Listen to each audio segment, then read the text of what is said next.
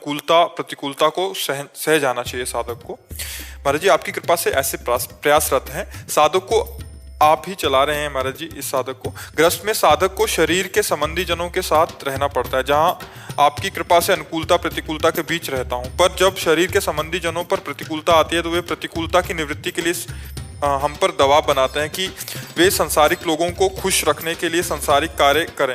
कभी कभी वे कार्य हरि गुरु के निषेधात्मक कार्य भी होते हैं। गुरुदेव ऐसी स्थिति में जैसे संसारिक लोग जो रिश्ते घर आते हैं तो उनको अपने जो संबंधी जन पारिवारिक जन कहते हैं कि नॉनवेज बनाना होगा, आप नहीं खाओ, लेकिन नहीं ऐसा नहीं कर सकते। नहीं तो ऐसा कैसे ऐसे कि तुम तो इतने सयानो, प्रहलाद जी तो 5 वर्ष के थे और दैत्य राज करके संबोधन किया त्रिभुवनपति हिरण्यकश्यप को। भक्ति करनी है तो थोड़ा छाती में दम रखो। नाते नेह राम के मनियत सुहृद सुसेव्य जहाँ लो, अंजन कहा आंख जो फूटे बहुतक कहाँ लो। हम तुम्हारे कारण, दुर्गति के कारण थोड़ी बनेंगे। सारे रिश्ते भगवान से संबंध। अगर छाती में दम है तो भक्ति में कदम रखो। अगर ऐसे कायर पुरुष की तरह जीना है तो भक्ति काय को करो। ऐसे नहीं जिया जाता भगवान की भक्ति के लिए, ऐसे नहीं। इसका मतलब हम भ्रष्टाचार स्वीकार करें दूसरों के सुख के लिए, ये कौन सा सुख है, ये कौन सा धर्म है? नहीं, ये सब नहीं। अगर धर्म में चलना है तो फिर हमें नियम से चलना पड़ेगा। माता पिता परिवार रिश्तेदार नातेदार पापाचरण के लिए आदेश करें, हम मानेंगे क्या? तुम्हें माता च पिता तुम्हें बंधुश्च सखा तुम्हें विद्या द्रविणं तुम्हें सर्वम मम देव देव। भगवान को स्वीकार करके हम तुम्हारी पूजा करेंगे, लेकिन धर्म विरुद्ध आचरण नहीं करेंगे, चाहे पिता बोले चाहे माता बोले।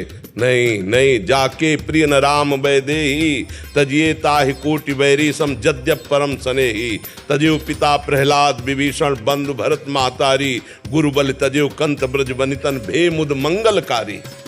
ऐसे हमें तो बच्चा ऐसा नहीं समझ में आता। धर्म विरुद्ध आचरण, माता पिता रिश्तेदार नातेदार वो सब नहीं है। अंजन कहाँ आंख जे फूटे बहुतक कहाँ लो। वो अंजन किस काम का जो आंख फोड़ दे? वो रिश्ता नाता किस काम का जिसे हमें पापाचरण सिखाए, पापाचरण करना पड़े? नहीं मानना चाहिए। अगर भक्ति में चलना है तो हाँ, नौटंकी नाटक करना है तो कोई भी संसार का करे, धर्म पूर्वक चलने के लिए नहीं। हिम्मत रखनी पड़ेगी ना। हिम्मत नहीं रखे तो फिर क्या है? जो जब अभी तो बाहरी बातें, फिर अंदर दबाव आएगा तो मन कह रहा है ये भोगो, ये करो, ये ना अंदर का शत्रु ना बाहर का व्यक्ति। हर वृत्ति हर व्यक्ति दोनों से हमें जीवन भर लड़ना, तभी तो परम पद मिलता है। कोई साधारण बात है भक्ति? इसलिए बच्चा, हमारी तो राय नहीं, बात समझ में आ रही नहीं। हम इसको सरल भाषा में भी बता सकते थे, लेकिन कटु भाषा में इसलिए बता रहे हैं कि तुम्हारे अंदर का पावर जागृत हो, तुम्हारा जो मरा हुआ मन है उसमें ताकत आवे, इसलिए कह रहे हैं। 13 वर्ष के थे जब घर से निकले थे। हाँ, जिंदगी में कभी किसी से कहीं भी किसी भी तरह का भय या किसी का दबाव कभी किस जिंदगी में नहीं। जहाँ देखा है कि धर्म विरुद्धता है, वो चाहे जितना बड़ा कोई हो, चले किसी से मतलब। अब मानो गृहस्थी में उन्हीं के बीच में रहना है तो एक अपनी निष्ठा है, एक अपना जीवन है। आप तिलक लगाए हो भगवान के मार्ग के पति को, किसी की प्रसन्नता के लिए मुर्गा मुर्गी काट के रांध के दोगे। हाँ, तो बात तो एक ही, चाहे कटा कटाया ले आओ चाहे काट दो, बात तो एक ही, पाप तो इससे बराबर मिलता है। और जब तुम धर्म से चलोगे तो तुम्हारी हार नहीं होगी, सामने वाले को शिक्षा भी मिलेगी। पर धर्म से युक्त चलना चाहिए। आज का सब समाज भ्रष्ट होता चला जा रहा है, सब समाज भ्रष्ट होता चला जा रहा है। जिन घरों में कभी प्याज लहसुन नहीं बनते थे, उनके बच्चे कच्चे ऐसे मछली चबाते हैं। हमको जब पता चला तो लगा एक कलिकाल है, अधिकतर लोगों की बुद्धि राक्षसी प्रवृत्ति में बढ़ रही है। भागवतिक शक्ति पवित्र जीवन इसमें सागर। नमक रोटी खाओ, धर्म से चलो, ब्रह्मचर्य से रहो। अभी देखो, अभी अब तुम्हारे अंदर पावर आ जाए। बहुत होश में चलो, नहीं कर्मों का जब फल आएगा ना, हाँ, तो भोगने में सब बहुत बहुत बहुत बढ़िया है जो इस कलिकाल में थोड़ा भी सत्संग करके भक्ति कर रहे हैं। नहीं तो ऐसे बहते चले जा रहे हैं। शराब पीना, मांस खाना, बेविचार करना, गंदे आचरण, चोरी, हिंसा, झूठ बोलना तो कोई पाप ही नहीं समझ रहा है। नहीं, झूठ बोलना तो मतलब एक पाप ही नहीं समझा जा रहा। नहीं, असत्य संपातक पुंजा, झूठ बोलना बहुत बड़ा पाप है। लेकिन कौन यहाँ झूठ आप देखो ना, मोबाइल कितना झूठ बुलवाता है, नहीं बुलवाता? झूठ बोलना, गंदी चीज़ें देखना, गंदी बातें, बहुत सावधान रहो, बहुत कीमती जीवन है। एक एक क्षण आपका नोट किया जा रहा है, आप क्या कर रहे हो, वो कर्म भूमि है ये, यहाँ जो बोओगे वो आपको काटना पड़ेगा। ऐसा नहीं है, जो दूसरे जीवों को भूंजते हैं तो काल यही भूंज देता है। VIP गाड़ी में गेट नहीं खुला, अंदर ही आग लगी, बोले 7 लोग भून गए। ये वही लोग हैं जो जीवों को भून भून के खाते हैं, तो फिर काल भगवान भून देते हैं। और बहुत बुरी तरह जो जीवों की हत्या ऐसे कष्ट करते हैं, बुरी तरह एक्सीडेंट, पूरा घुस गया सब यहाँ से, यहाँ जिंदा है, कई घंटे तड़प रहे फिर मरे। बहुत ईश्वर का विधान कभी झूठा नहीं होता, और वो पाई भर बख्शता नहीं है किसी को। इसलिए अवश्य में भोक्तव्यम कृतम कर्म शुभाशुभम। अपने जीवन के कर्म बड़े संभाल संभाल कर कीजिए। देखो, एक चींटी के पीछे अंगुली आप ऐसे लगाओ, वो प्राण बचाने के लिए भागेगी। तो हर जीव चाहता है अपने प्राणों की रक्षा, तो कम से कम मनुष्य होकर किसी जीव को कष्ट मत दो। दाल रोटी और 56 प्रकार के भोग हमारे ठाकुर जी को लगते हैं, 56 प्रकार के भोग। अन्न में ऐसे ऐसे बलिष्ठ और स्वादिष्ट पदार्थ है, ये दूसरे के घृणास्पद। या कितना गंदा मनुष्य हो गया है कि मतलब सुअर कुत्ता भी नहीं बख्श रहा है, नहीं? तो हमारी तो बात बच्चा ये है कि प्राण चाहे चले जाए, अपने धर्म का त्याग नहीं करना चाहिए, फिर जैसा भगवान प्रेरित करें। भगवान, आपके बल से हम पारिवारिक जन को समझाने की भी कोशिश किए, तो उनका कहना है कि तुम इस समाज में क्यों जन्म लिए? तुम समाज के साथ सुधरने के लिए, समाज के साथ गंदगी में बहने के लिए नहीं कि 100 मरने जा रहे हैं वहीं हम भी मरने जा रहे हैं गंदगी में। 100 बुरा कर रहे हैं तो हम भी बुरा कर रहे हैं, नहीं। 100 बुरा कर रहे हैं तो एक को रोक पाएंगे ना हम, तो एक से दूसरे को रुकवाएंगे, तीसरे को रुकवाएंगे। उत्तर देना सीखो, भक्त प्रवीण होता है। हाँ, ऐसे नहीं डर से उनको समझाने का हम कोशिश करते हैं। भगवान, आप समझ लो, सब समझ जाएंगे, दुनिया के चक्कर में मत पड़ो, आप समझ लो। महेश जी दिल्ली से। राधे राधे महाराज। राधे राधे महाराज जी। महाराज जी, भक्ति और मुक्ति में क्या अंतर है? भक्ति में और मुक्ति में ऐसा समझ लीजिए, 2 चीटा एक बोरे में लगे थे चीनी के, और एक बोरे में जब चीनी पलटाई गई तो वो चीनी के साथ जाकर के कड़ाह में चीनी बन गया, और एक बोरे में किनारे लगा हुआ आराम से चीनी को पा रहा है। तो वो है मुक्ति, वो चीनी बन गया। और ये है भक्ति की चीनी का रसास्वादन कर रहा है। भक्ति में भगवान का दास भाव से, सख्य भाव से, कांता भाव से, वात्सल्य भाव, अपने अपने भाव से स्वाद लिया जाए, आनंद में। और ज्ञानी क्या है, वो ब्रह्म बन गया, ब्रह्मविद ब्रह्मैव। बिल्कुल सरल भाषा में तुम्हें बता रहे हैं। मोक्ष का मतलब है जीव का अस्तित्व खत्म, और वो जैसे तरंग जल हो, समुद्र बन गई। और भक्ति का मतलब है अपना भाव रखना, मैं सेवक और स्वामी मेरे भगवान, और वो भगवान का स्वाद ले रहा है। और इतना तन्मय हो गया कि अपना विस्मरण हो गया, केवल भगवान रह गए, पर वो प्रेम में डूबा रहेगा, और उसका अस्तित्व ही खत्म हो गया।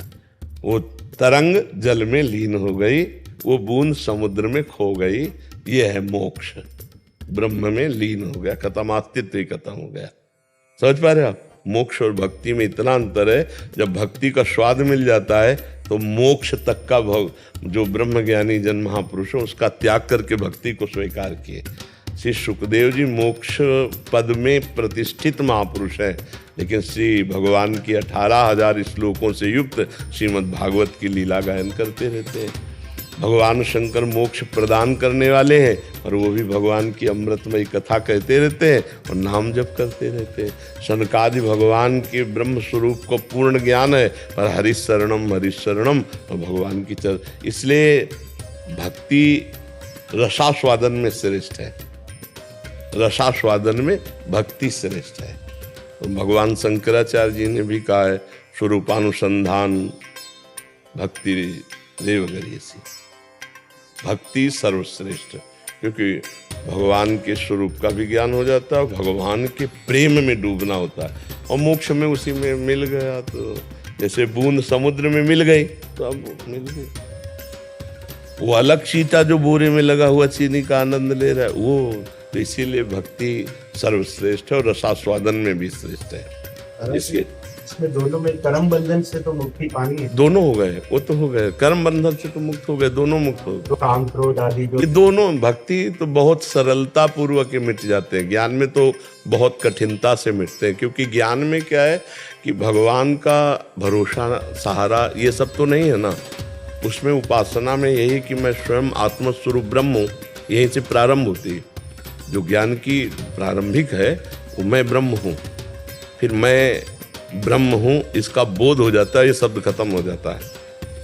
अंतःकरण, इंद्रियां, स्थूल शरीर, सूक्ष्म शरीर, कारण शरीर, तीनों से अलग, और यहाँ तक स्थिति की चिंतन रहित, न सत न असत चिंतन, तब वो अपने स्वरूप। बड़ा कठिन, ज्ञान के पंथ कृपान के धारा, परत खगेश लगे नहीं बारा। और भक्ति में है कि भगवान का भरोसा है निरंतर। अगर सही ढंग से भक्ति करे तो बहुत जल्दी काम क्रोध आदि का नाश हो जाएगा। क्योंकि हम निरंतर जब भगवान का चिंतन करते हैं, भगवान के भरोसे होते हैं, तो अगर हमारा मन कहीं डगमगाता भी है तो करो सदा तिनके रखवारी, जिम बालक राखे महतारी। भगवान ऐसे अपने भक्ति की रक्षा करते हैं जैसे माँ अपने बच्चे की रक्षा करती है। तो काम क्रोध आदि तो ये वैसे ही अच्छे नहीं लगेंगे जैसे आप वमन को देख करके क्या भोगना चाहेंगे। वमन उल्टी को, तो रमा विलास राम अनुरागी, तजत बमन जिमि जन बड़ भागी। भगवान के चरणारविंद का आश्रय लेकर जो भगवत अनुराग को प्राप्त हो रहे तो समस्त भोगों को ऐसे त्याग देते हैं जैसे बमन। और नारायण स्वामी बोले ब्रह्मादिक के भोग सब, मनुष्य लोक के, स्वर्ग लोक के नहीं, केवल ब्रह्मादिक के भोग सब विष सम लागत ताई, नारायण ब्रजचंद की लगन लगी है जाए। जिसे श्री कृष्ण प्राप्ति की लगन लग गई तो उसको ब्रह्मादिक के भोग भी अच्छे नहीं लगते। हाय हाय मच जाता है, कब मिलोगे प्रभु, बस रोना सिसकना तड़पना आहों की जागीर। वो अंदर कहाँ विकारों के लिए फुर्सत है। पर ये प्रारंभिक भक्ति की बात नहीं कर रहे।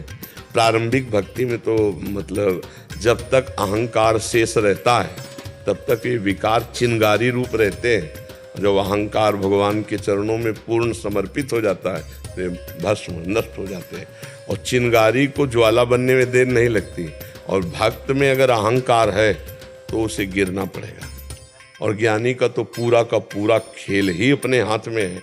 उसको स्थूल सूक्ष्म कारण तीनों को बाधित, तीनों लोकों को बाधित, ब्रह्म सत्यम जगन, ये चीज उसको अनुभव में आनी चाहिए।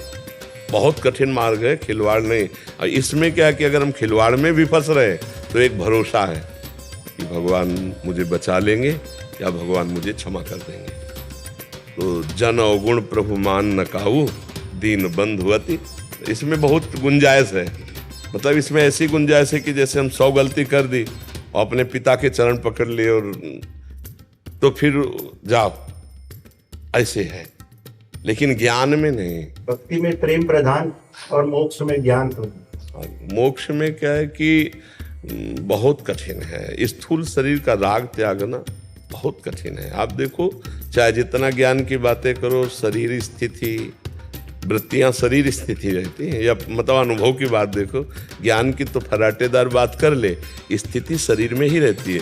और जब तक शरीर में स्थिति रहती है तो विकारों की पूरी गुंजाइश है।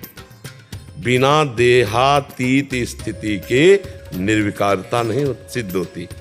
देह स्थिति में इसीलिए बहुत ज्ञान की बातें करने वाला भी लंबे समय तक सही चलता हुआ भी कभी न कभी लड़खड़ा के गिरता नजर आता है। और लड़खड़ा के चलने वाला भी भगवान के भरोसे में एक दिन बहुत ऊंचाई पे पहुंच जाता है। देखो बिल्व मंगल जी वैश्यागामी और एक बिल्व मंगलाचार्य हुए, नहीं जो राम राम सीधे नहीं बोल सकते थे वो। तो आप विचार करो, भगवान की, इसीलिए भरोसा भगवान का बहुत जोर का है। भक्ति में भरोसा है और भगवान सब रक्षा करते हैं। ज्ञान में स्वयं आपको चलना पड़ेगा और गिर गए तो गिर गए आप। जो निर्विघ्न पंथ निर्वाही सो कैवल्य परम पद लाई। ज्ञान में है कि अगर निर्विघ्न आप निर्वाह कर ले गए तो फिर परम पद। ज्ञान और प्रेम एक साथ चल सकते हैं। एक ही स्वरूप है, उसमें थोड़ा भाव इतना कि ज्ञान में मैं की सिद्धि ज्यादा होती है और प्रेम में तू की सिद्धि होती है, और माया मैं तू दोनों को लेके चलती है। आप समझ पा रहे? मैं तू को लेके चलती है माया, और ज्ञान मैं को लेके चलता है। अयम आत्मा तत्त्वमसि अहम ब्रह्मास्मि। समझ रहे?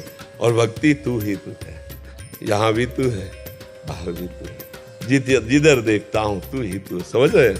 तू की सिद्धि, हरि की सिद्धि भक्त की होती है, और मैं की सिद्धि ज्ञानी की होती है। अब मैं और तू दोनों मायाकृत होते हैं। आप समझ पा रहे? हाँ, ज्ञान में